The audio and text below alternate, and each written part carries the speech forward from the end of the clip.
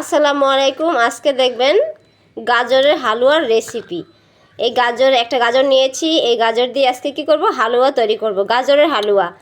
এখন গাজরটাকে গ্রেট করে নিচ্ছি। গ্রেট করে নেওয়ার পর আলাদা আলাদা হয়ে গেল তো। বাটি দিয়ে এক বাটি গাজর নিচ্ছি, এক বাটি গাজর ব্লেন্ডার করে নিচ্ছি। ব্লেন্ডার করার সময় হালকা অল্প একটু পানি নিয়ে নিতে হবে।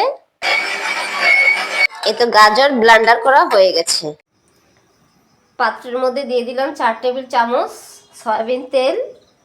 একটা গাজর নিয়েছিলাম গ্রেট করে এবং ব্লেন্ডার করে নিয়েছি, তো একটা গাজর দিয়ে দিচ্ছি পাত্রের মধ্যে। হাফ বাটি চিনি দিয়ে দিচ্ছি, 3 আঙ্গুল পরিমাণ 1 চিমটি লবণ, গরম মশলা দিয়ে দিচ্ছি।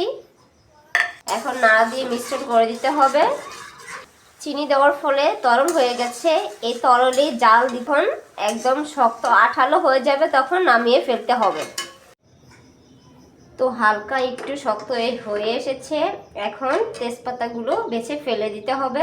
পাত্রের মধ্যে সয়াবিন তেল এখন তেল নিয়ে নিয়েছি। এই তেলের উপরে গাজরের ডোটুকু উঠিয়ে ফেলবো।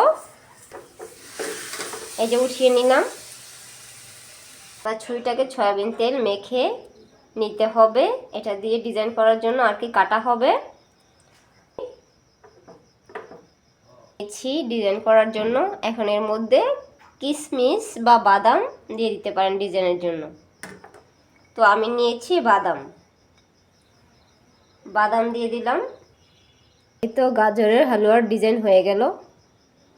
ভালো লাগলে একটি লাইক, চ্যানেলটি সাবস্ক্রাইব করে রাখুন। সবাই ভালো থাকুন, সুস্থ থাকুন। আল্লাহ হাফেজ।